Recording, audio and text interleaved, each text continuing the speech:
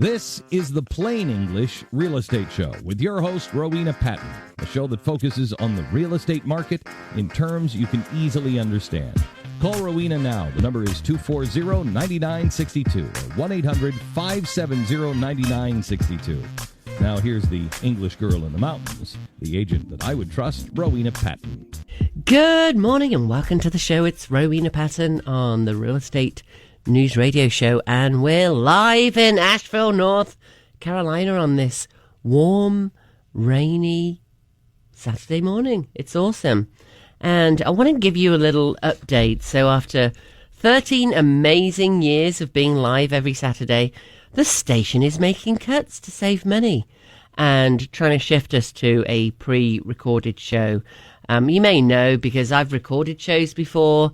You know, sometimes it's been 13 years of this, guys, every single Saturday morning. So I have to do something sometimes or do reruns sometimes. However, pre-recorded shows, they just kind of lack that same life and you can't call in. We don't get as many call in these days on radio shows, but oh my gosh, you guys used to call in all the time. And by the way, you may call in today. If you're not listening to this on the podcast, you can call in at 828-240-9962. And if you're listening on Mars, 1-800-570-9962. And tell us what you think about the show being recorded. Now, the good news is that no worries at all. And, oh gosh, big shout out to Randy Houston, who produced the show for so many of those years.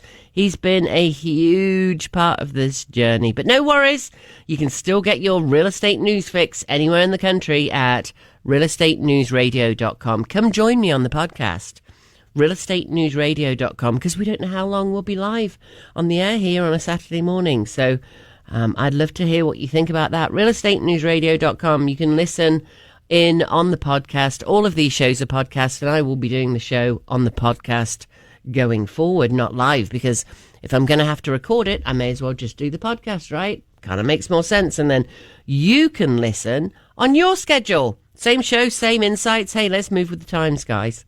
And if you'd rather keep hearing us live on Saturdays, like we've done for the last 13 years, unlucky for some of you, I'd love to know. Just drop me a message or give us a call, 828-240-9962. Would love your thoughts on that if you found the show useful for all of these years. I know that some of you have, because I go out and list your houses. You're like, oh, I've been listening to you for so many years and I wouldn't go anywhere else. It's so great because sometimes it's like, I've been listening to you for 10 years and now I'm listing my home with you. And last week I had a lady call in from Denver who listens to me on the night shift, because all these shows are podcast. There's also on realestatenewsradio.com, there's a big button that says podcast. And there's lots more material goes on there than the 50 minutes that I get to do on the radio every week. So you can listen to a whole bunch there more. So a whole bunch more there even. Oh, you won't be listening to me if I can't use my English correctly, right? So what are we going to talk about today? We're going to talk about how we solve problems for people. We're doing this all over the country now, but I want to start with a couple of facts and figures. I'm hearing a lot of real estate agents training a lot of real estate agents on scripts.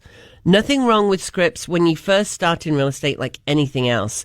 You need some basis. Like when I started in radio 13 years ago, I needed like an outline of segments and how that works. You know, I'd never done radio before.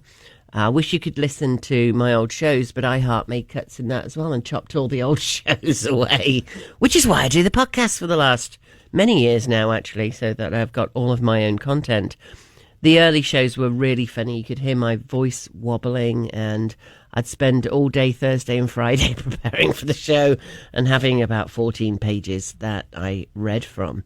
It was a very different show in those days. Oh my gosh. So let's have a look at some numbers. You know, I run a national program, so I like to look at it everywhere, but always, of course, I've got a sweet spot in North Carolina where I'm at today. So this is the income you need to buy a house in these states.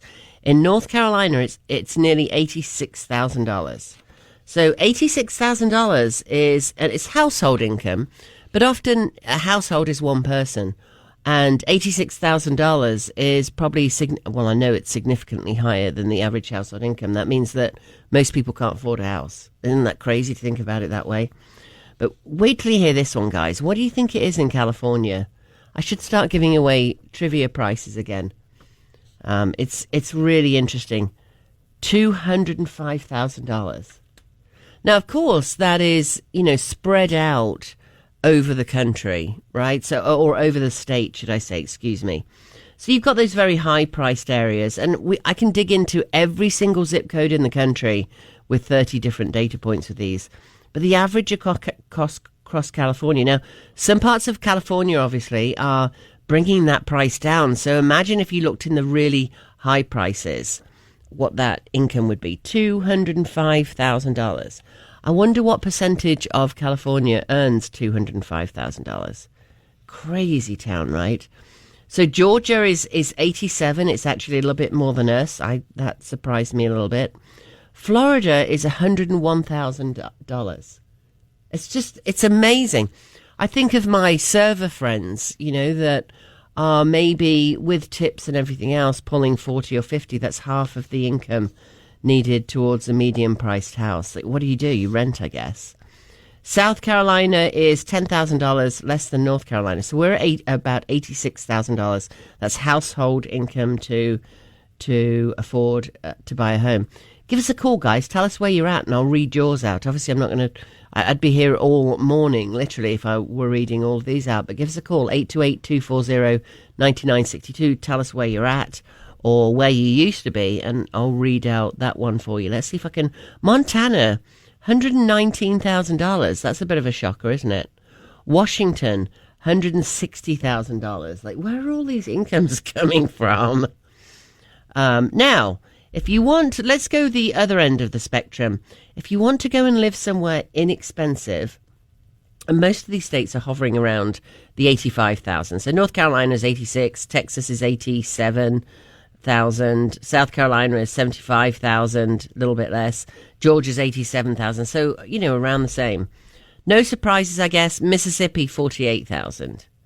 So, and you could argue, well, Mississippi has lower incomes. I'm not sure whether it does or not. It certainly would have lower incomes than California, for example. Louisiana, 52,000.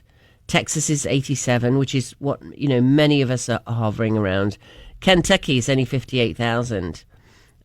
Missouri, 68,000. So not too far behind us over there. Kansas, 66,000. Nebraska, 76,000. North Dakota, 74,000. Montana was a big shocker to me. 119,000. Washington, 160,000. Oregon, 132,000. Oh my gosh, guys. Utah is 135,000. That was really shocking. So you can tell when you look at household incomes in an area why a lot of people are moving to West Virginia when it's $42,000. So get a decent job in Virginia and, you can double up on that. But it's probably not that hard to earn $42,000. You could wait tables and do that and be able to afford a house. Kentucky's 58, Alabama's 57. I think we did that one already. I'm trying to find another inexpensive one. There aren't too many left, you guys. Iowa's 63,000. That's pretty good. There's 20,000 less in salary than we are in North Carolina. Tennessee is 83,000. When did that happen? Kentucky's 59,000. I think that's the main ones covered. I'm not finding any that are too much less than that. Arizona, 108,000. Well, let's talk about Arizona now. 108,000, 416, but 108 grand basically. You've got to earn to own the median priced house. I mean, that's early management. What does everybody else do? So price cuts. I've been talking about this a lot this week. I've seen a lot of real estate agents training other agents on scripts. So like I said, scripts are great. When I started in radio, I needed some scripts for that. When I started in real estate, I needed some scripts for that. But very quickly, I realized that what we really need are numbers. We need to be able to tell you what's going on in the market in a truthful way. Now, obviously, You've heard me say this many times before. When we're talking about estate, real estate is almost house to house. People say block to block. It's barely even block to block. Things change very quickly. Like even a zip code, it's hard to measure numbers on. So, of course, I'm broad brushing this when I'm looking at states. Otherwise, we could do a whole show on North Carolina and just cover Western North Carolina. So price cuts are really, really important. Why? Because it's a leading indicator of what's happening in the market. For some reason, a lot of even famous agents out there around the country, when I say famous, you'll know that, the celebrity real estate agents, the ones that are on TV, all that good stuff. Many of them are saying it's the best time to buy a house. Well, you can spin anything any which way. I believe that my audience is intelligent enough to make great decisions about anything, really, if you have the right numbers given to you, because you can spin anything any which way. So I prefer just to give you the numbers and look at the numbers and uncover things that the spin doctors don't uncover. So let's look at price cuts, for example. Remember I said Arizona at $108,000 to afford a medium-priced home. And these prices, by the way, are from April 2025, i.e. last month. Prices in real estate are almost always last month. So Arizona is number one for price cuts. Why are price cuts important? Because when I say leading indicator, it hasn't necessarily affected the market yet. So if you look at homes, a number of homes on the market, that's just supply and demand. If there's a lot of homes on the market, generally that's going to put downward pressure. Actually, it's not a lot of homes on the market. It's a lot of homes on the market with less people wanting homes than homes that are on the market. Right? So if you go into the grocery store and there's 100 loaves of bread and only 80 people want to buy a loaf of bread and they're not buying 2 loaves of bread, just thought to say that one before someone texts me and says, what if everybody buys 2 loaves of bread? Then you've got a surplus of 20 loaves of bread. So you might have to put the store special on those loaves of bread. Better you'll see that in things that go off more quickly, right? Because loaves of bread always seem to sell. But if you let's look at a pork chop or chicken. If you've put out, 500 pieces of chicken in your big grocery store and only 300 pieces of this chicken are bought, you're putting them on a manager special the next day. In other words, the price has decreased. It's all about supply and demand. It's just that simple. And you've only got so much time to sell that pork chop before you don't get any money for it. So it's almost better to sell it at, cost plus 10% rather than the 200% that it normally is, and make something, or at least not make a loss on it. Same thing with houses. If you've got 200 houses in a zip code and you've only got 100 buyers, you've got a surplus of homes. So that tends to have an effect on price. However, this takes a long time to shake out. A long, long time. Well, it could take a few months. And the market flattened in almost every area in the country, the Northeast being only, a few of the areas where this isn't happening quite so quickly. So here's what's happening. Let's talk about Western North Carolina, for example. We've had nearly 9 months of straight price cuts that are high. Now, price cuts in themselves, we always have price cuts. It's like foreclosures. We always have foreclosures. That's the other thing the spin doctors do. Oh my gosh, foreclosures are at 5%. Well, compared to what? Right? So if they're normally at 5%, then there's been no increase. There's always some foreclosures. There's always some people that take on a mortgage that then get medical debt or some reason why they can't afford it anymore. Maybe somebody in the neighborhood, in the household passes away, or they get divorced, or for whatever reason, they can't afford the house anymore. There's always foreclosures. Same thing with unemployment. Oh my gosh, the unemployment rate is up to 4%. Compared to what? Right? So if it's usually running at 4%, that is a normal rate because there's always people that are unemployed. There's always that base of people that maybe don't want a job, or they go in and out of unemployment. That might be 2% of that 4%. And then there's just a a natural flow of some people that can't get another job for a while. So there's always that baseline. Let's talk about interest rates. Interest rates are never zero. So when they're 6%, compared to what, right? So that's where people spin things, because they look at what that is being compared to, or they don't look at it. They just go, oh my gosh, interest rates are 6%. Well, when you peel back the layer of the onion a little bit, or you start to explain those things, 6%, 6 to 7% is a normal baseline interest rate. And remember, it's never zero, right? So we've never seen it in my lifetime. I don't think we've ever seen it lower than 2.75, and that was crazy town, because they were trying to boost it. Well, all kinds of reasons for why the interest rate was so low. And now it's got us in a whole pickle, because people won't leave their homes, although that's starting to happen now. People won't leave their homes because they've got that great interest rate. But remember, you can buy something else and then refinance down the road. Yes, that costs money, but it's not a reason not to move out when you are, maybe your family is increasing in size. Maybe your family is decreasing in size. So the reason price cuts are important if you're selling your home, so we're talking about selling your home or buying your home in that instance of those kind of situations that we're talking about. If you are selling your home, I want you to really closely look at the price cuts. So price cuts are looking at what percentage of price cuts have changed, right? So normal price cuts, if you want to look at it that way, is about 15%. So in other words, of the active listings of homes that are listed on the MLS, then 10-15% of them have a price cut. Arizona is 37%. It's way out in front. That means 37% of homes on the market. In some areas, it's even higher than that of Arizona. Remember, it's block to block, right? Sometimes it's house to house. So it's putting them all in a pot and averaging them out. But Arizona is 37%.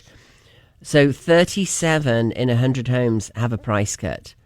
What that means is in 2 months, 3 months, 6 months, remember, a lot of those homes are obviously not selling. That's why they're cutting the prices. And there's always a bedrock. It's back to that bedrock again of 15-20% of people that are cutting their prices, right? So there's always those price cuts. It's how much has it increased? That's an indicator in how the market is shifting, because you've got home sellers that are going, oh crap, we better get our home sold because prices are starting to come down. It takes a while for them to come down. The problem is, guys, if you don't get on it now, you're going to be caught when finally the alarm bell goes off and you really start seeing prices coming down, and we call that chasing down the market. The worst case is, and I go out on a lot of listing appointments, and we have a big network of agents that are listing around the country, so we see a lot of this. We go out and you say, yeah, I've got this to do and that to do, and this little bit to improve, and I don't know, I've got to get it curb ready, and I don't want to be embarrassed of people coming in and it's not quite right. If you are going to sell, get it out there now, right? So in August, September, October, I think we're really going to see it right before winter. And then the winter, not everywhere, of course, in some places, in the south, in fact, the winter is when a lot of the house buying goes on. Not so much the middle states and even California, most of California, and the East Coast. So we are in selling season now. My prediction is that as we come into winter, it will get worse, because winter, naturally, we don't sell as many houses, right? So on top of that, you've got this softening market that's been flat for 3 years, and now it's really softening. Why in North Carolina? Because we are number 12. We are number 12 at 24.2%. And locally in Western North Carolina, we've got some higher figures than that. That means 1 in 4 of every houses is experiencing a price cut. And quite frankly, if you're not cutting yours, cut it now and sell it. Don't go, well, we don't really need to sell. That's fine. If you don't really need to sell, here's what I want you to do. Take it off the market and have the mindset. Good old Clement Juglar, right? Clement Juglar, 1860, economic cycle, 7 to 11 years. I like to work on 10 because the math is easy and it's Saturday morning. And none of us want to think that hard, right? So think about 10 years. Does that house work for you for the next 10 years? If it doesn't, get out now. I went to see a family estate actually last week, and I'm still working on, I've got a number of calls out and just examining all of that. So if you guys are listening, don't worry, I'm working on it. Number of calls out to how to assess the value on it. And I'm trying to think how to say things without giving things away here. The couple who own it are in their 80s. They've had the homes and all the land for 30 years. And there's lots of stuff. I mean, all of us, right, that have had homes for 30 years have lots of stuff. And, I said, listen, I can barely even say is this going to work for you for 10 years, because they'll be in their 90s at that point. And the last thing they'll want to deal with is all this acreage and clearing out 3 houses. There's 3 houses on the property. So that means we've got to get it on as soon as possible. So what would be, and I want to come back to scripts for a minute, because all the scripts in the world aren't going to save you with this, real estate agents. You have to really work on your brain and start with some common sense. Take your realtor hat off and look at what is happening with people, because people are what real estate's all about. What is going on with them? In your 80s, finally, the kids who are mid-50s are saying, we don't want to be left with all this stuff. There's lots of people with 4-bedroom, 5-bedroom houses that have had them for 13, 40 years, raised their kids there. Their kids have gone off. Now they live in San Francisco with their own kids, and they're in their 50s. The last thing they want is for one day you're going to pass away. We're all going there, right? We're all going to the pearly gates. Hopefully most of us going to the pearly gates and not the ones with the big hot flames. And we're all on the way there. Do you want to leave your family with all that mess? Quite frankly, you don't want to be living in it yourself. All those stuff and things are noise. And they may have memories attached to them. But remember, the memories are in your heart. Your memories are in your head. Make a video. Take pictures of the thing that you're holding on to. I moved over here from the UK 29 years ago. It'll be 30 years next year. I can't believe that. Back when I was 1, of course. And I was raised by my grandparents, and my grandmother used to collect those little, I don't know if she used to collect them. We just didn't know what to buy Grandma, so we used to buy those little glass-blown animals. You all know what I'm talking about. They're about an inch high, and they sell them at the fair. They sell them all over the place, little knick-knack shops, or at least they used to. And they're little glass-blown animals, and all kinds of animals. So she used to collect those, and because I'd given her most of them, because I didn't know what else to give my grandma, she gave me the useful stuff. She stuck a, $5, well, it wasn't $5, it was £5 or £10 in the card. That was much more useful than the little glass animal, I'm sure. But I took those little glass animals with me. I also took her little cottage ware pots, so little teapot, little sugar pot. Half of them were mismatching because they'd broken over the years. Lots of them were chipped. I shipped them over to the USA. I also shipped a bunch of my furniture. What a nightmare that was. Don't do it. Don't do it ever. Don't move furniture. Sell your house with the furniture in it. Let somebody else deal with that. Unless it's passed down by, let's talk about that one. Passed down the generations. So there you are. This property was the same way that I went to see this week. Grandma's bedroom set. Let's talk about that for a minute. Grandma, great-grandma, usually your parents gave you a bedroom set. Your kids used that bedroom set. They despised it. But it was grandma's, right? So you got in the bedroom. It was a bit wonky. And, when they were little kids and they jumped up and down on the mattress, the headboard hit the wall and banged, because it was all a bit wonky and wasn't very solid. And now you're saying to your daughter or your son, come get your bedroom set. Are you ready for this? They don't want it. I know that's a big shocker. All those antiques that are in your house, they don't want them.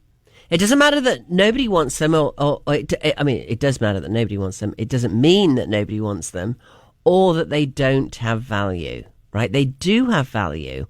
And we have a team of people all across the country. We call them SLPs. We build a team of people that will come and value them for you. Sometimes they'll come and clear them out and sell them for what they can. Just depends on whether you've got high value items or not, basically. And here's the thing, guys. I want you to listen if you're in your 40s and 50s particularly. You've been schlepping those things around for 10, 20 years already, 30 years already. You're just going to schlep them around for another 10 years. Stop schlepping them around. Like early on, start getting rid of that stuff. I've done it personally, and obviously I am one of those people that brought all that stuff around. It's just noise. Half the time you've got, I'm going to let all the husbands roll their eyes here. Half the time you ladies particularly have a clothes issue. Actually, I know a guy very well that has a clothes issue. He's a clothes hoarder. He's still got clothes from the 80s. Yes, the 80s. That is 45 years. I can't believe that's 45 years ago. I'm a child of the 80s. 45 years ago. You don't need those clothes anymore. There are a lot of people that need those clothes. Go and donate them. Or so have you got 3 sets of dishes? You don't need 3 sets of dishes. So I'm talking to those of you that aren't in the pickle right now, obviously, not in the midst of all this mess where you're finally up there in your 80s and you've got all this stuff to get rid of. It's completely overwhelming. Have you ever been in this situation with anything in your house, even if you're renting or you're moving around stuff? Like when you've moved, you're like, oh my gosh, how did I get all of that stuff? Yeah, a lot of old furniture. At my parents' house, they have my great-grandmother's dining table. And wow. It's a pretty nice table, but it's an antique, and we're scared to ever, use it, basically. So it just kind of sits there. I mean, we do eat on it occasionally, but it's like you can't play board games because if you roll dice on it, it could scratch the table. Yes. So yeah. it's kind of like, it's a nice table, I guess, but when it comes to things like that, it's kind of, to me, I feel like, I don't want to say just get rid of it because, again, there's history there. Yes. But what's the history? Is the history remembering the grandparents sitting around that table? Yeah, I believe so. I don't know if it's, I think it's a fairly nicer brand, yeah. but it's just that compared to something that's more durable, it's yes. just not as practical. Yes. And that's when we used to have formal dining rooms. Do they have the crockery as well? The special plates and dishes? It is probably somewhere in my grandmother's attic. It's not at my parents' house, though. Mm-hmm. So it's again, we're not using that crockery. Now, if you do use it, then that's great. Use it every day. Don't not use it because it might break. Yeah. Like, what are you doing? Putting it in a cupboard behind that glass door? We don't even have those antique cabinets anymore because we don't have the crockery that we're gazing at because we don't use it. Yeah, the fine china never gets used. Yeah. Use the fine china. I'm not saying get rid of it because it's fine china. I'm saying use it. Yeah. If it breaks, it breaks. And by the way, if you have a bone china cup, you can turn that bone china, don't sue me if this doesn't work for you. If you've got maybe a thrift store one or something, I've done it actually, and it worked. Turn it upside down, stand on it. It will not break. It's that strong. Bone china is really, really strong. The cheap earthenware that we buy now often chips. Bone china does not. Actually, I've got a mug I've been using now that's bone china. I have these tall mugs that have pictures of doggies or cows, or anyway, that's my strangeness. And I ship them in for England, and they're ridiculously expensive. I've only got my doggy one left. However, I use it every day, and I've probably had it 15 years at least now. I've dropped it numerous times. It's bone china. That's what you need. Yeah. It's also thin on your lips. I like that thin feel on your lips rather than a great big thick cup for some unknown reason. But that's my little foibles. We've all got them, haven't we?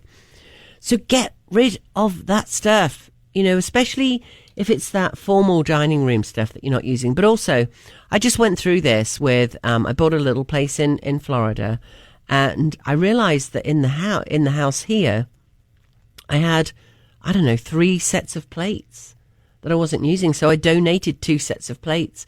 It felt so much better just clearing everything out. The cutlery, actually, I finally got around to. I'd had the same old, not there's anything wrong with that. Most people don't even notice cutlery. I like nice heavy cutlery. So, and it wasn't like a major expenditure. I think I spent $60 or something on one set. Of course, I liked it so much I bought another set, but that's another story. Now I've got this beautiful cutlery that I absolutely love, and I took the other set down to the Florida house.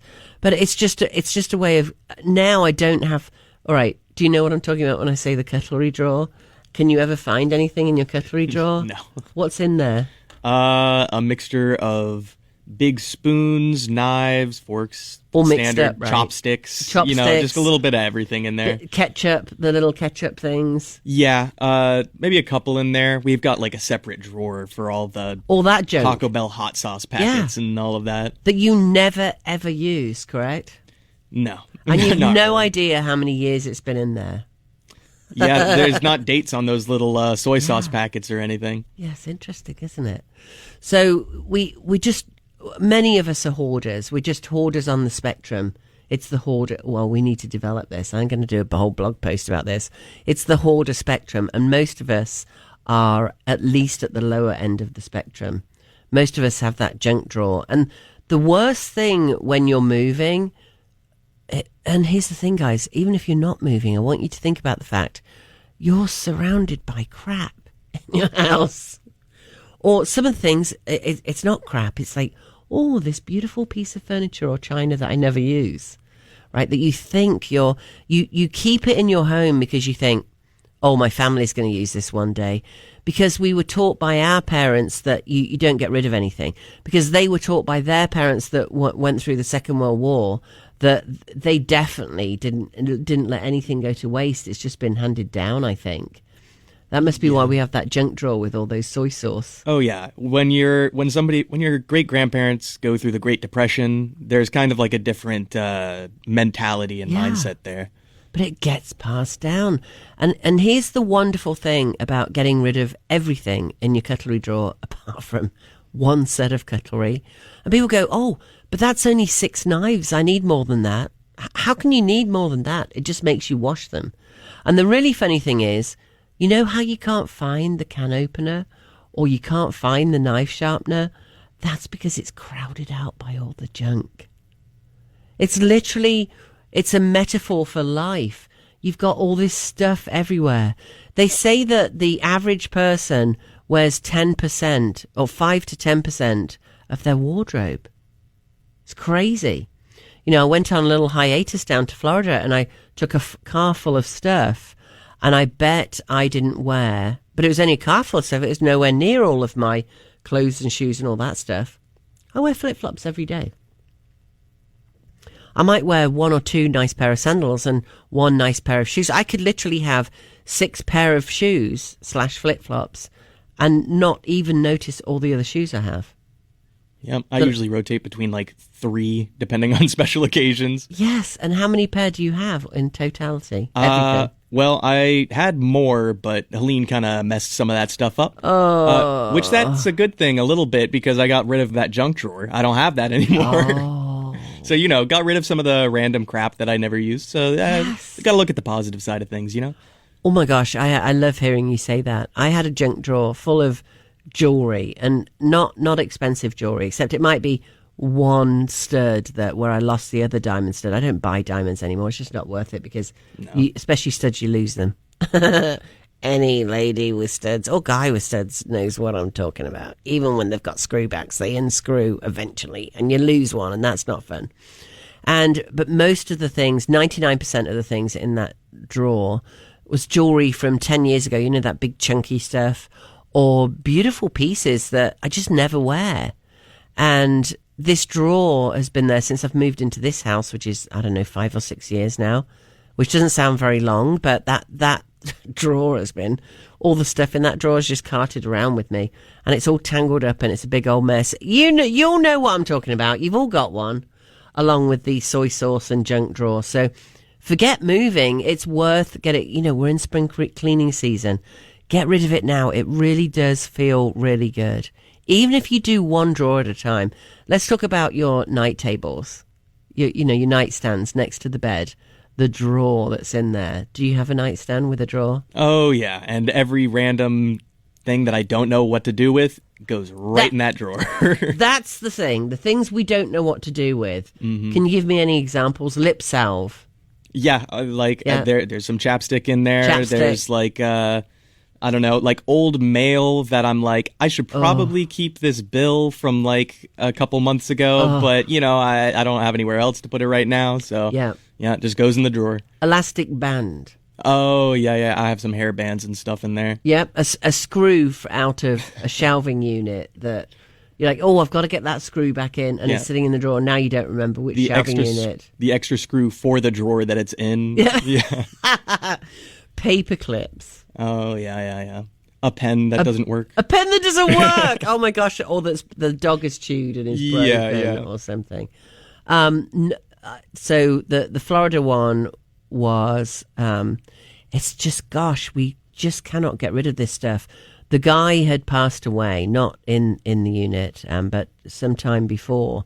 And he had all these notepads with nothing on them, just clean notepads. I think he was probably a medical rep or something and, had all those notepads. And there's 6 of them. How do you throw a notepad away? So in the bedside table, there's 6 notepads. I never use them, but I think, I might wake up in the middle of the night. I might want to, offload that thing that's keeping me awake and write a note on it. Yeah, it's your dream journal, Yes. Got to keep track of that. Yes. And then there's so we also left 6 note things, those magnetic things you put on the fridge to do a shopping list. Yeah. Those. How can you throw those away? Oh, yeah. I mean, they're so useful. Kind of. I mean, for me, like having something like visual to keep track of things is nice. But if you already have one or something on the fridge, I don't think you need much more than that. 6 more, but how can I throw them away? I mean, what am I going to do? Donate them? And there's, it's, you hit the nail on the head, actually. It's all the stuff that you don't know what to do with. Mm-hmm. That bucket is the worst one to go through. And I just went through this again after only a few months, moving everything out, renting that place down there. I had to move everything out, and I'm like, what do I do with this? And this time it's only a bucket full, but it's still a bucket full, and it's so painful. And many of you have whole houses full instead of a bucket full. My grandmother had a bucket that just had a bunch of pine cones in it from like 10 years, like a decade or more ago. And she just didn't want to throw them away because she like had memories of them or something. But they were just taking up space, and we're like, it's just a bunch of pine cones. I wonder if she used them on the... So I used to collect... Oh dear, I'm your grandma. I used to collect pine cones to use on the Christmas tree. Oh, yeah. So I'd just like tie them on or something because it makes them look real. Yeah, she would do some like little DIY projects, but she hasn't done those in years. 19 years, doesn't have any plans to do them. So, and also, there's just plenty of pine trees around the area. If she needs pine cones, I could go out and grab some for her. That's the other thing, and just it really does feel good. Do a drawer at a time. And the thing is about doing the nightstand or any of those drawers is you don't know what to do with it. Socks. Let's talk about socks. How many socks do you think you have? Oh, a lot. If you had to estimate pairs of socks, how many do you think you have? 30? But, I mean, it's like, those aren't all pairs. A lot of those are singles. Okay, so now we've got to have all the excuses. We've got to defend our sock drawer, right? So they're not all pairs. And why do you keep hold of the single socks? Because when I run out of pairs, I'll still use that single sock that doesn't match. I thought you were going to say, because the friend will show up one day. It's the funniest thing with socks. I used to have a Ziploc bag for the mismatched socks, and I'd put them in it. And then every month or so, I'd tip them all out on the bed and try... Where did the socks go? They just go somewhere. I know. And then they just appear back in the dryer. You do laundry, and then you're like, oh. Yes. It was trapped in a different dimension in the dryer or something, I guess. Do you know when it gets trapped? Do you know when... So you find that trapped one eventually. You find it when you've thrown that bag of mismatching ones away after 6 months. Yeah. I just found a mismatching sock, actually. So I have a new puppy called Penny. Sophie's not sure about Penny yet. She's the size of a flip-flop. She's a mini dachshund, and she's Dalmatian coloured. She's very cute. And she went, talking about a nightstand, she went under my giant nightstand. It's not easy to move out. And she found a sock that had fallen down the back. How much can you guarantee I've already thrown the other one away? And the truth is, you really don't. I mean, maybe you work out in the field or something, and you're changing your socks twice a day. I don't know, but you don't need more than 7 pair of socks, maybe 14 pair of socks. You don't need 30 pair of socks. Yeah, depending on when you do your laundry, I think is what it comes down to. True. But how is that if you have to go to the laundrette or something and you don't have a laundry downstairs? Or yeah, I would probably have more socks and underwear at that point. Yeah, well, true. That's if you didn't have a laundry in your house, which not everybody has a laundry in the house. Most of us have a laundry in the house. Probably 95% of the population have the laundry in the house. You can do laundry. And then you don't have stinky socks and stinky everything sitting in a drawer that you can only imagine the things that are growing on that disgusting laundry. And you don't get around to it because whatever, you've got 19 more pair, which is probably my only point is you'd be amazed at how much more drawer space you've got, how much space you have. And when you have space, you don't have all this noise that's surrounding yourself all the time that also is in your brain. It's just like brain noise where it's like, oh, I've got to sort my socks out. Oh, but the worst thing is you can't find the knife sharpener, or you can't find the tin opener, or you can't find the whatever, because it's mixed up in all this junk that you never use. Yeah, I think that's the worst part. Yes. Just not being able to find what you actually need. Yes.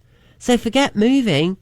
Just clean it up anyway. Listen, I'm talking to myself as well. I've got a whole, when I left for a little bit here over the winter, I've got a whole closet still. I cleaned out my entire house. It felt very, very good, and it was very, very stressful, and I'm so glad I did it. And this is only after 5 years, right? So I've still got an old-fashioned closet, so not a big giant one, but an old-fashioned closet, jam-packed of things. I have no idea what's in there. Clothes, all the stuff I didn't know what to do with, basically. A lot of clothes. I haven't for once thought, I wonder where that XYZ piece of clothing is. I just haven't. A lot of it is sparkly things that you wear at Christmas. Ladies, gents, you need one sparkly item, maybe 2. You don't need 16 sparkly items. You're never going to wear them again.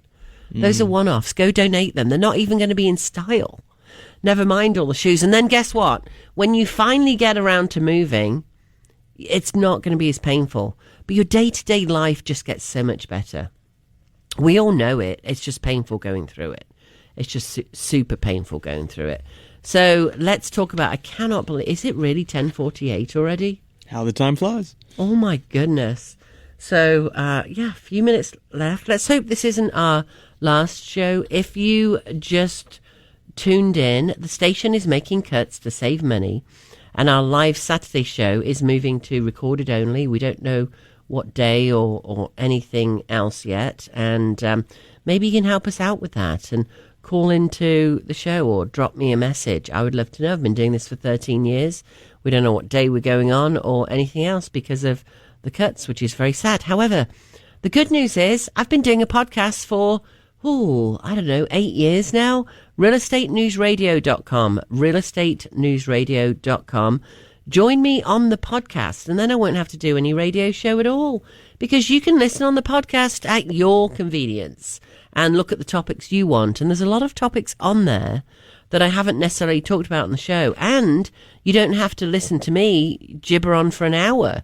You can do my little sometimes I do 2 minutes on there where I'm just updating you on something that's going on in real estate or the world. I don't just talk about real estate, right? Because it's all tied in.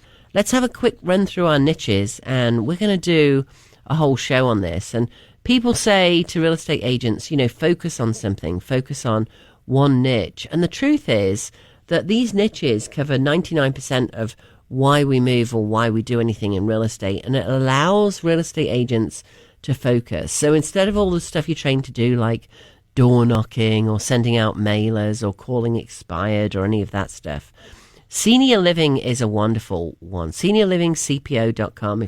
If you have parents or grandparents that are thinking about senior living anywhere in the country, we're in hundreds of them now all around the country. We have agents doing this. And what we do, we have what are called SLPs, Senior Life Partners, and we have Senior Living CPO Experts. We're about to launch it here, by the way. I don't know why I launched it everywhere in the country and then waited to do it here. If you know any agents that are amazing at this. Maybe they were ex-nurses or they've just got a heart and they like working with seniors. It's a wonderful thing to do. We make a list of 20 plus senior living communities and we go visit with them and we tell them about this program that we have to unlock the majority of equity in the seniors' home. So seniors go on a wait list. On almost every decent community has got a wait list. And then you get the call and then, oh my gosh, it's usually you've got to sell the house to be able to get in. 87% of the time you've got to sell the house and your house is full of stuff, everything we've been talking about. So you've got all this stuff. Your average age is 84. It's usually a trigger event like breaking a hip or something like that takes you in, and then your kids who are in their 60s or 70s are coming in and saying, listen, we can't, we want to help, but we've got our own jobs, our own lives. It's really that time when you need a little bit more help. And some of these places are like cruise ships, guys. Go look at them. You know what I'm talking about if you've been to see them. The problem is we've got something that can unlock your money in 14 days. You move in, we go in and we do HGTV magic, and then you get a second check. 2/3 of our sellers make more than with a conventional listing with no sign outside, no lockbox on the door, no pesky realtors coming in and out, no little dog behind your couch that's peeing on the carpet that you haven't noticed for a while. You might have an avocado fridge, you might have a Formica countertop.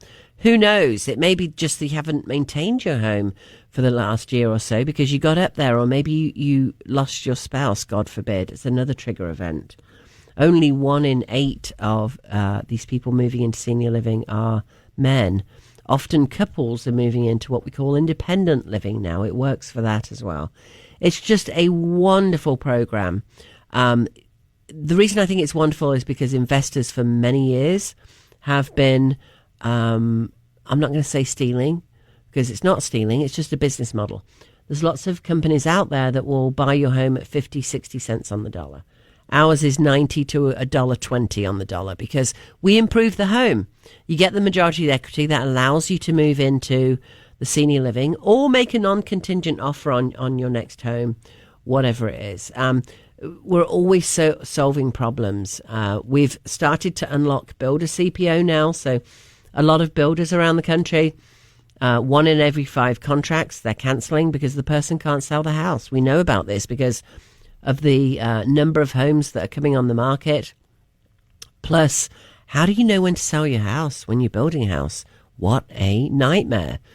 With our program, you can literally wait until you're 2 weeks out from the CO. So we make a list of 20 builders and we go and meet with builders and we tell them what we're doing. Most of us have got hundreds of people on our database that are always asking I've got 60,000 people on mine.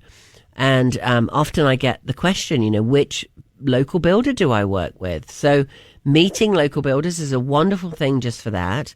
And also we have this program where 2 weeks out from getting your CO, your certificate of occupancy, you know that you can hit that deadline 99% of the time. 6 months earlier or a year earlier when you start building the house, hitting that deadline to the absolute day is rare. I hate to say it, port closures, staffing issues, someone has a baby, whatever it is, it's very, very hard to hit that timeline. So there's your issue with that one. With ours, you can wait until 2 weeks out before the CO, press that easy button, get the majority of your equity, moving to your new home. We can go into your previous home.